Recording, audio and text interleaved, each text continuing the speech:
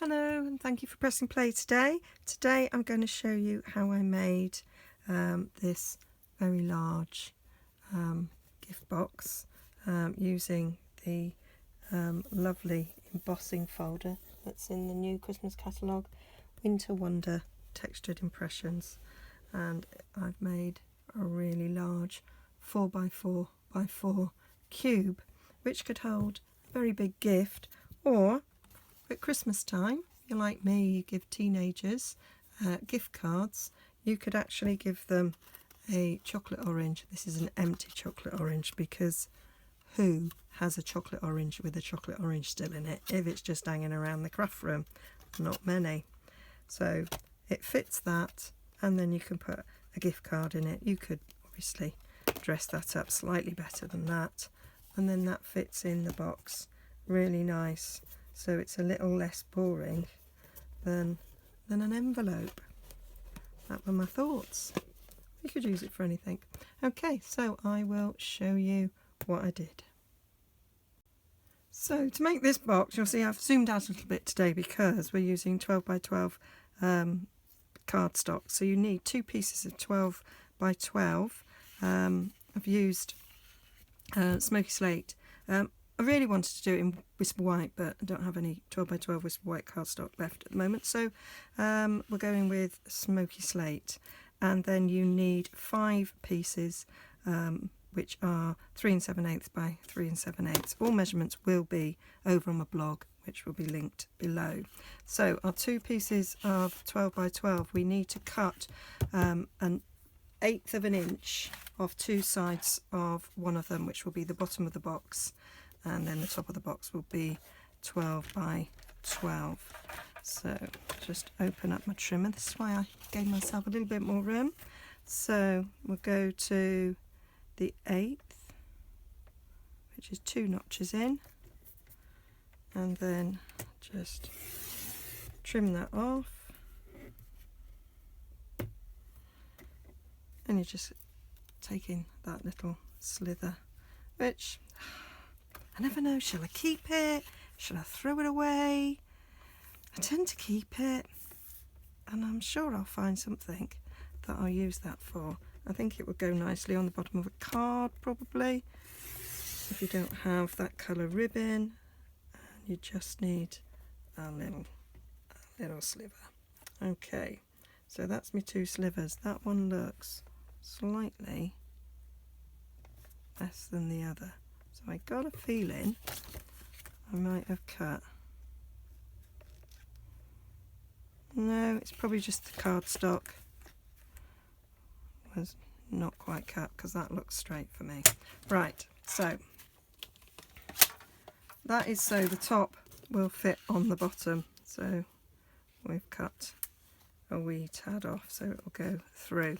But you're going to score in exactly the same places. Okay, so simple bit of scoring here. We are going to score just at 4 and then 8. And then we're going to turn it round at 90 degrees and score again at 4 and at 8. And we're going to do that for both of them. So this does make a really nice sized box. And one of the things that I thought would go nicely in this box would be a gift card and a chocolate orange.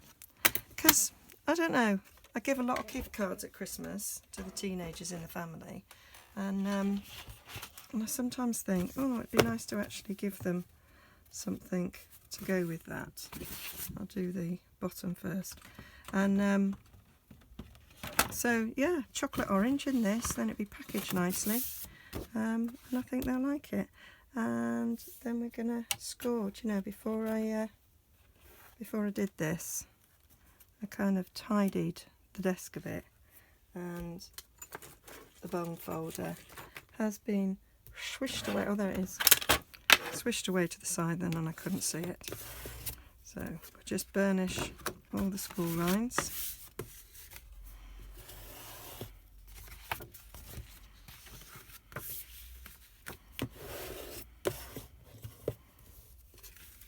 Oh, with such a sizable box, you could actually put anything in it.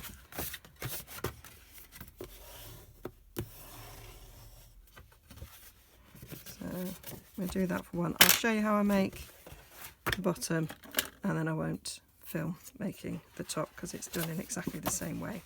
So I'm going to go round in like a sort of a pinwheel shape, so that instead of having double layer on two sides, I'm going to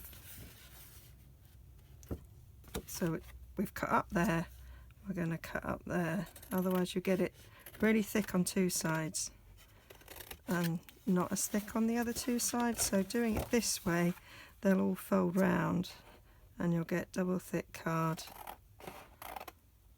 on each side instead of 4 on 2 and 1 on 2.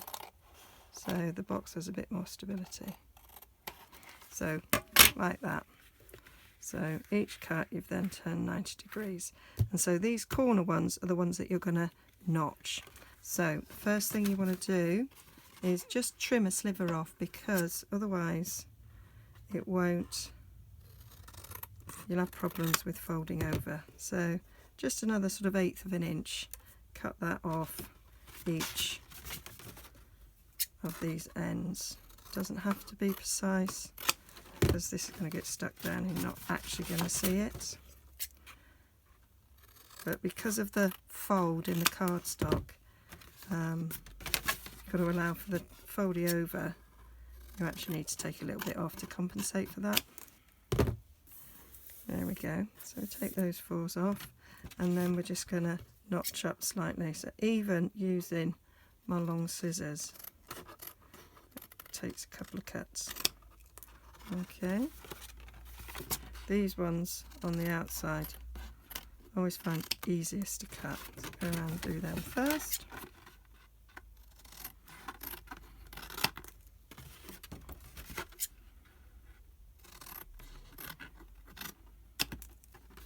And then we've got to cut on the middle. So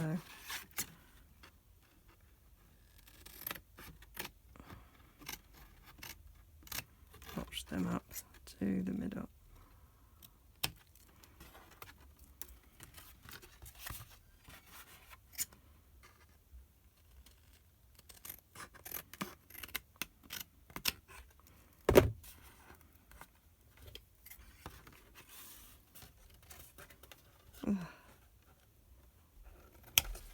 Some of them come off much easier than others. 2, and then this one. I almost want garden shears to do this, it's so big. And then the final one.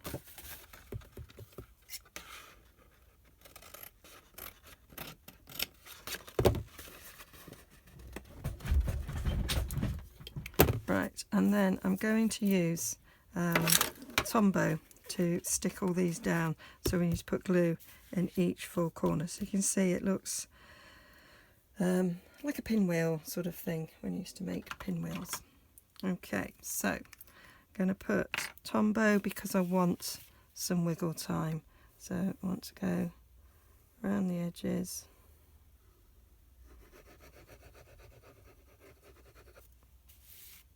I did, in practice, do one with a tape pen, and then I had to reposition, so that wasn't really good news.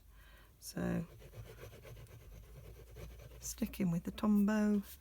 It is my favourite glue. I like that. It flows nice. You don't have to push very hard to get the glue out, which is really important for me because I do struggle with the pincer grip. So I find Tombow is absolutely brilliant if you've got any problems with squeezing. So there we just match up the corners. To make a straight line there.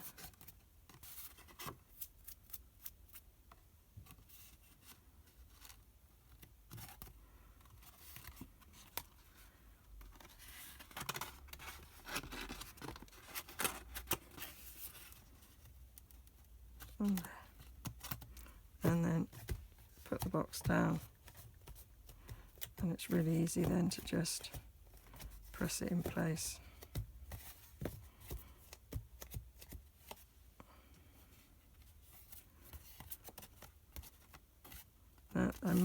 I did think I'd done something wrong with me cutting.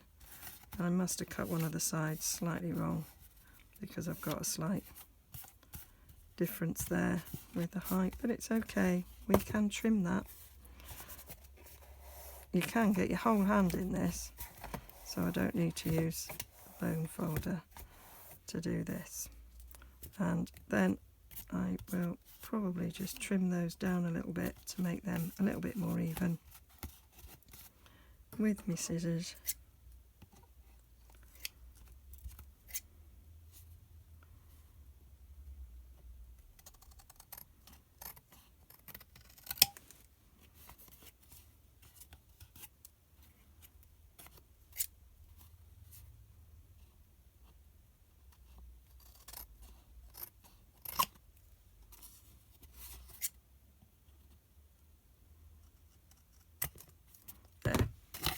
That looks fine. Right, so that is the bottom, and I'm going to do exactly the same with the lid, and then I'm going to show you how I did the decoration. Okay, so I've made the top, just the same way as I made the bottom, and I've used a 1-inch circle punch to cut in 2 thumb holes, but I made a mistake. They don't fit, because for the bottom you don't score it like you do the top at 4 and 8. You score it at 4 inches on all 4 sides. It does make a difference. So I'm using very vanilla here because I've only had 2 bits of smoky slate, but I think it'll be fine. So we score at 4 inches, and then we turn it and we score again at 4 inches. If we don't do this, then actually your middle dimension, your box dimension, doesn't stay exactly the same as the top. So it's important to do it this way so that your square footprint in the middle is actually smaller than the top one, so it will go in. It only took me 3 goes to work that out. Never mind, there'll be a new project using these coming your way soon. I would say it's been a long day, but it hasn't really. It's been quite a nice relaxing day, but obviously didn't engage my brain properly before I did this. Anyway, I just realised I have already shown you how to fold one of these and stick it together, so I'll stop filming now and come back to you when this one's done. Okay, so problem solved by scoring 4 inches on each 4 sides, and not at 4 and 8 as I said in the beginning. That is how it fits beautifully, and it also fits beautifully on my mistakes, so these will just turn into lids when I make some more. Okay, so I was going to decorate it in Whisper White, which was my original idea, but as I've used very vanilla for the base, I'm going to decorate in very vanilla. So these are cut at 3 7/8 by 3 7/8, so I've got 5 squares there to stick nicely on each face of this, and I'm going to use our lovely embossing folder called Winter Wonder Textures Impressions, which is in the new catalogue, and it's absolutely beautiful. You've seen me use it for my gift bag. Okay, so how I do this is I'm going to, with the scissors bit down, I line it up on my grid paper on this sort of cross bit, and I put the tip of the snowflake on the tip of the cross in the middle of my grid pad. Okay, and then I know to line my bit of paper cardstock up with that line on the straight, and then I know that my snowflake is nicely in the middle of that, and then I take a bit of washi tape and I just put a little bit of it on, and I'm going to take some of the stick off, and then I just stick it. And the reason why I do it this side, so that the scissors bit is down on the mat, that makes this the back of the cardstock, because what sometimes happens, because this is going through an embossing folder, it will squeeze that together really tightly, and so sometimes it's a really hard stick, big bond, so you might slightly rip it when you take it off. So that's why I do it that way. Okay, so I'm going to emboss all of these and come back to you. So here I am back. I've embossed them all. I've stuck 3 of them down, so I'm just going to show you how I stick the last 2. So these sides are pretty straightforward because it is a square, but here on this side and this side we have the thumb holes. So I am just putting a bead along, thin beaded tombow along each edge, and then because this one I know has got a thumb hole, I'm going to kind of avoid it, and then I just go randomly across my snowflake, and then stick it down in place. And then I'll do the same on the top. So you can see it's actually quite pretty whether you use the emboss or the deboss. Kind of works both ways, so it's entirely up to you. I've done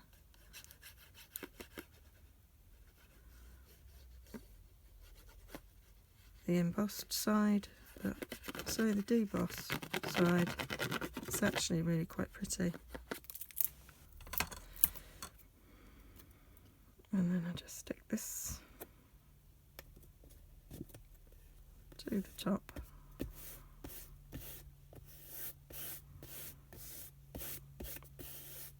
Like so.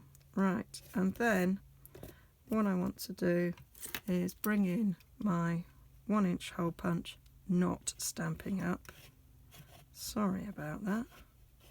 And then just line it up to where I've done it before and punch it out. And then do the same on the other side. I just think it's because you've already got 2 layers of cardstock. I didn't want to leave it to the end so that I was punching through 3 layers of cardstock, because that would be quite hard. Okay, and then just to finish it off, what I thought would be nice is some rhinestones in the centre. So my rhinestones were here all ready to put in, and there they are. This flipped over so I couldn't see them. So I'm going to take the biggest one. Could have took faceted gems, but I'm just going to put that in the middle for some simple elegance, really. I just think 1 in the middle is all that's required. I think less is more in this project. Oops.